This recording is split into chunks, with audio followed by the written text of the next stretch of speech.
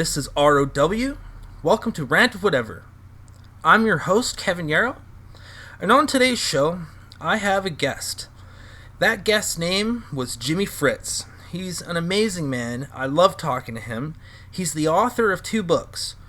Number 1 is called Rave Culture, an Insider's Overview, and the second is a newer book called Confessions of an Ethical Drug Dealer, a psychedelic travelogue memoir.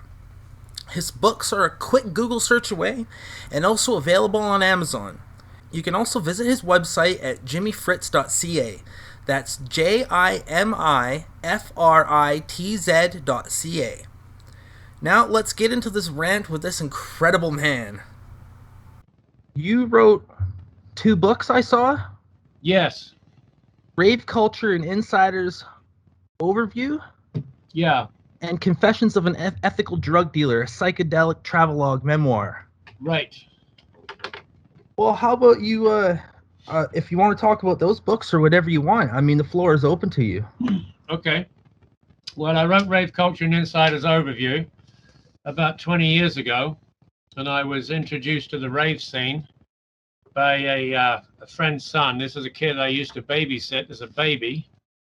And he came by and said, there's this new thing called rave. This is 20 years ago. He said, and you should try it. And you should try some MDMA. And it's a great scene and you'll have it change your life and blah, blah, blah. So I was 40 years old. And I said, okay. So I took a big hit of MDA and went to my first rave and it changed my life. It restored my faith in humanity, connected me with the community. And I never looked back, really, and I was so impressed with the whole scene and the whole ethos that I decided that I'd write a book about it. So it's called Rave Culture and Insider's Overview by Jimi Fritz. It's a primer for the global rave phenomenon. And that was quite successful for a number of years.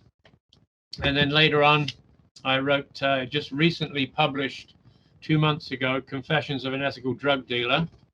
Nice. Psychedelic travelogue and memoir, and it's basically about my exploits, my traveling exploits, because I've done a lot of traveling in my life, and also my experiences with psychedelics. So it starts off at 15 years old. I'm 65 now, so it's a 50-year journey of buying, selling, and experimenting with psychedelics. Wow. So I'm a big advocate. I think they're, a boon for humanity. Yeah, me too, actually. I completely agree. Right now, there's so much going on. The second to last chapter of the book was supposed to be, a summary of what was going on with psychedelic research, because we're on the verge of a burgeoning revolution in psychedelic psychotherapy right now. And when I researched that chapter to just give a kind of a summary of what was going on around the world, it was so extensive, you could write a whole book on just that. So I had to pare it down quite a bit, but you get the impression that there's a lot going on, and there is. There's a lot of research, because a lot of these things are becoming legal now, and they're being licensed by, governments and the FDA and Health Canada, and so they're able to be studied now properly and scientifically, which they haven't been before because they've been illegal. So now we have an explosion in studies. There's an organization on Vancouver Island called Therasil. They've just been recently licensed by Health Canada to do end-of-life therapy. But they've been licensed to use and administer psilocybin mushrooms for the first time in Canada. Oh, wow. That's a big step forward. MDMA will be a prescription medication for PTSD in the next year or two. And that's been a 25-year journey by MAPS, the Multidisciplinary Association for Psychedelic Studies. A guy called Rick Doblin is one of the most effective, drug proponents in history, really. He's done more than anybody else to bring them to the fore and to get them licensed and regulated. And they're on the verge now. They've been doing this for 25 years. They're finally on the verge. They've just been fast-tracked by the FDA. And it'll become a prescription medication for PTSD within the next year or maybe 2. Wow. So they're on the final hurdle. So that's big news. That's incredible. You know, I had my own experience with depression and anxiety and like real suicidal depression. And I was on 385 milligrams of Effexor. I was on it for about 10 months and it was doing terrible things to my mind.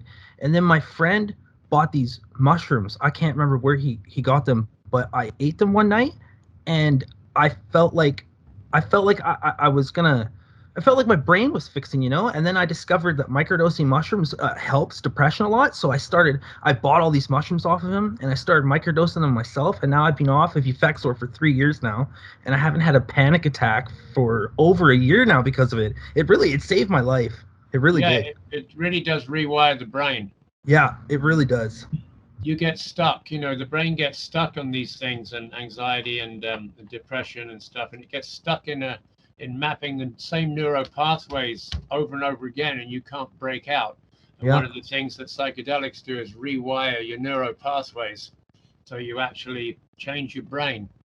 Yeah, yeah, it's incredible the way it helped me out, and now I just truly believe that it's the future. You know, it's the absolute future. The way Colorado just decriminalized it so they could start using it for depression remedies, Yeah, and like I know there's mushroom dispensaries in Vancouver here. I know they're illegal, but it's a step in the right direction. I think, big yeah, time. yeah, yeah.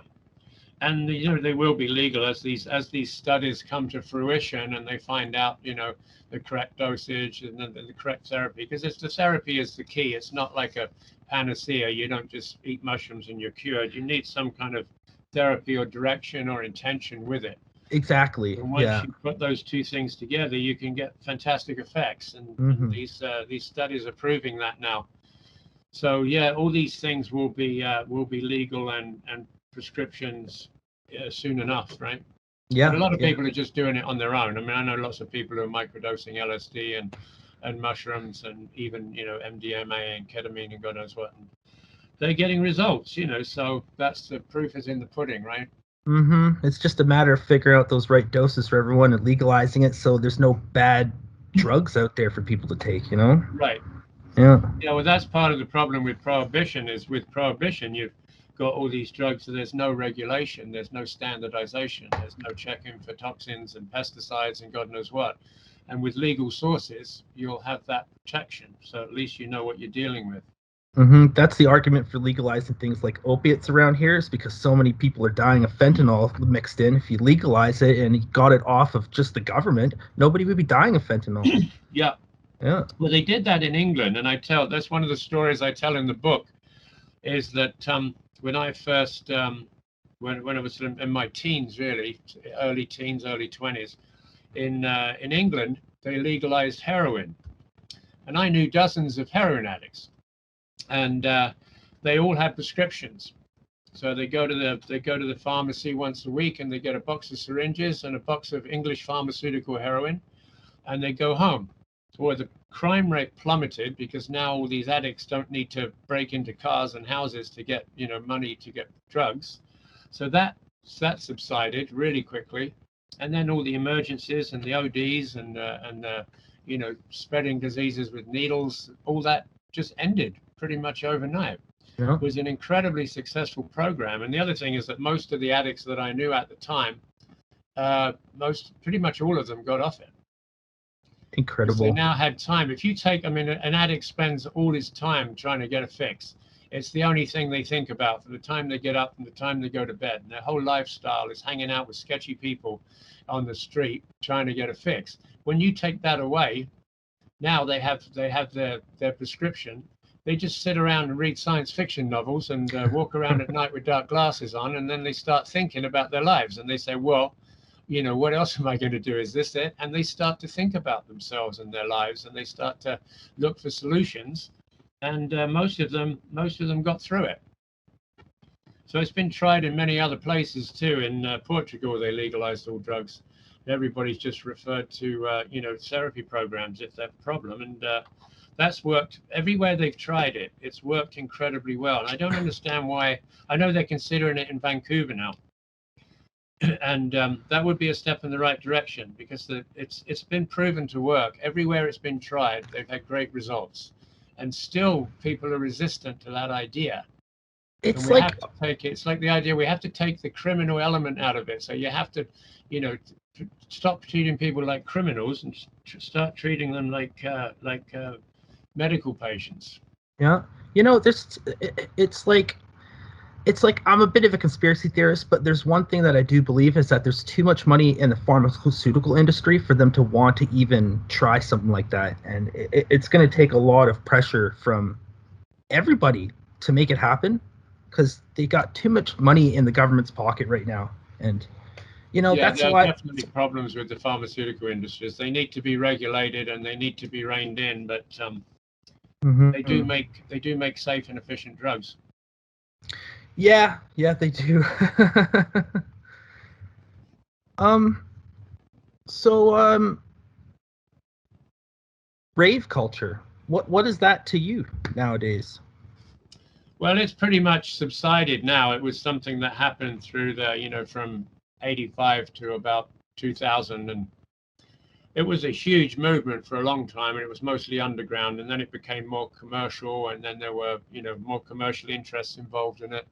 And it kind of went downhill. But the rave scene that I got into in the early days was all about a bunch of people getting together, doing MDMA, dancing through the night to progressive house and trance music, and going on this transpersonal journey, where they generated a lot of empathy for each other and themselves. And I saw a lot of, I mean, talk about therapeutic. I saw hundreds of people's. I produced raves for about 8 years, and I saw people's lives transformed through that experience for the better.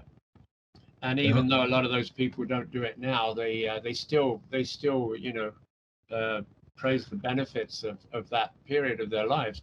It was the first time in their lives they got connected with themselves. It was the first time in their lives they got connected with the community, and you could see people just their lives were transformed after a couple of parties. So it was a very powerful scene, Hmm. and it kind of lost its focus. The music fractured.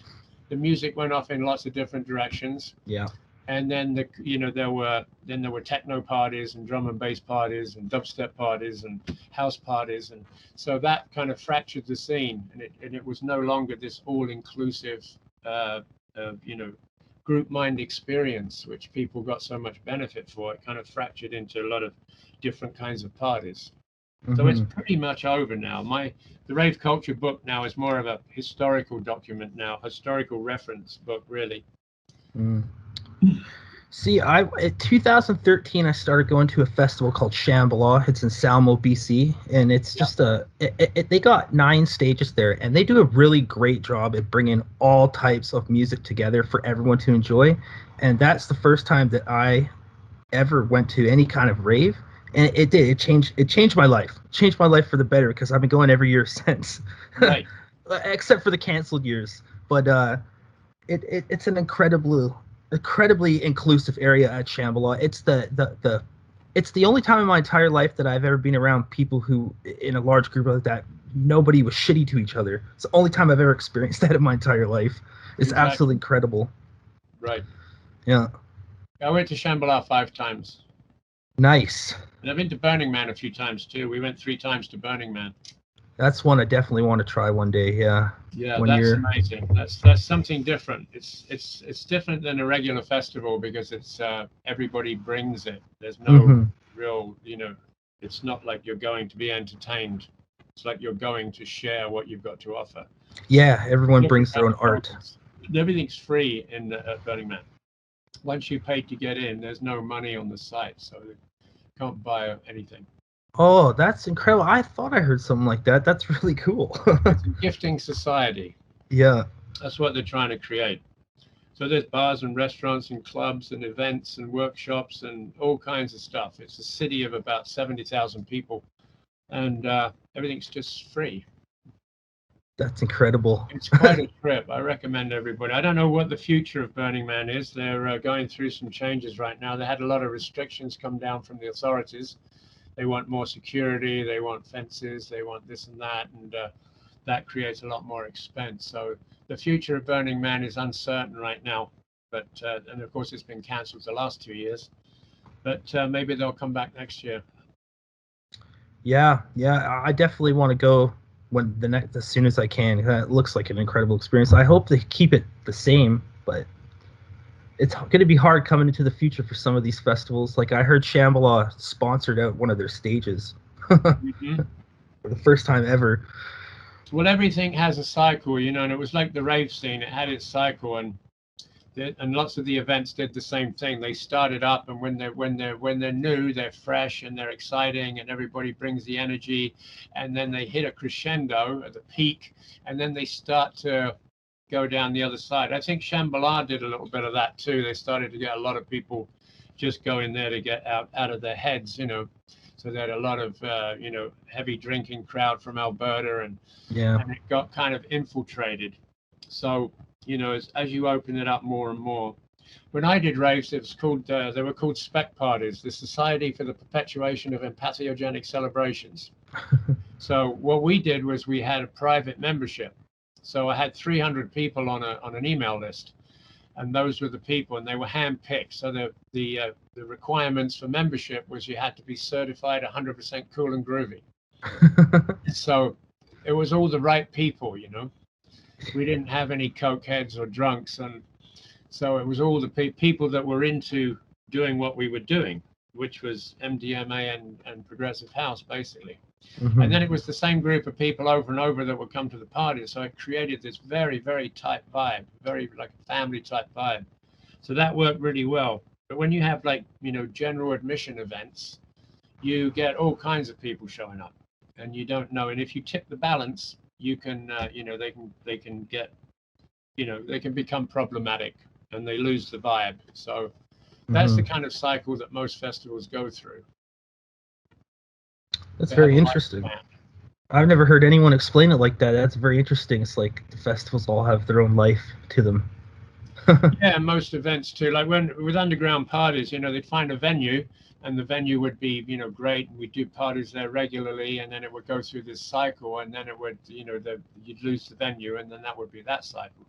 Mm-hmm. So everything has a cycle. These things come and go, and they evolve over time, and they change over time. I'm waiting for the next wave now. I'm waiting for the next new thing. We need some new music, some new drugs, and a new movement. And I'm waiting for the next wave now. Yeah, I agree. I'm waiting for that wave too. It'll be fun when it comes. Yeah, I'm good to go. Well, do you have anything else you want to talk about? Well, I have a website called jimifritz.ca. And I've been doing a bunch of podcasts, and so I have a bunch of those on there. I'm also a musician, and on that website you can also find I did 28 music videos of my original songs in the last couple of years. Wow. So those are available there. I got 5 albums of music that also are available for free downloads. And so jimifritz.ca, something to check out. And Confessions of an Ethical Drug Dealer is the new book. Just came out 2 months ago. Getting some great reviews, and that's also available at fine bookstores everywhere and all over the net. Just type in Confessions of an Ethical Drug Dealer, you'll find it. It's on Amazon and Barnes and Nobles, Google Books, Apple Books. So that's been doing really well, and I'm getting some great reviews. It's a good, fast, entertaining read, and it's hilarious. Definitely check out that book. I'm gonna look up that book. Can you get it on like Kindle on Amazon? Yep. Oh, perfect. I'm definitely going to check that out. Well, thank you for coming on the show and talking. It's been really fun talking to you, actually. All right. Thanks. Yeah. Thanks for the opportunity. Yeah, no problem. You have a great day. Okay, you too. Thanks a lot, Kevin. Okay. Goodbye, Jimmy. Cheers. Well, that was Jimi Fritz. He was an incredible man to talk to. He's very knowledgeable in the rave culture and how we should go forward with drug laws. It was great talking to him. He's the author of 2 books, Rave Culture: An Insider's Overview, and Confessions of an Ethical Drug Dealer, Psychedelic Travelogue Memoir. You can Google search his books, or they're available on Amazon. You can also visit his website at jimifritz.ca, jimifritz.ca. And as far as this show goes, if you haven't already, go check out my other podcast. It's called The Earth Suckhole. There's 4 hosts on that show, me, Megan, Keith, and Peter. We try to release at least one a month. And also, go check out the new podcast. It's called Lights Out Entertainment. It's where we're putting all of our audio stories from now on, and that includes Nebula Marauder. And I know I haven't finished Nebula Marauder yet, but the last 2 parts are coming very soon. And once I get those done, I'm re-uploading all 5 parts on the new podcast called Lights Out Entertainment. So go check that out. And you can email me for suggestions or to say hi at kevinyarrow@gmail.com. That's KEVINYARROW@gmail.com. Alright, well, until next time, row ass boat, motherfuckers. Rant of Whatever.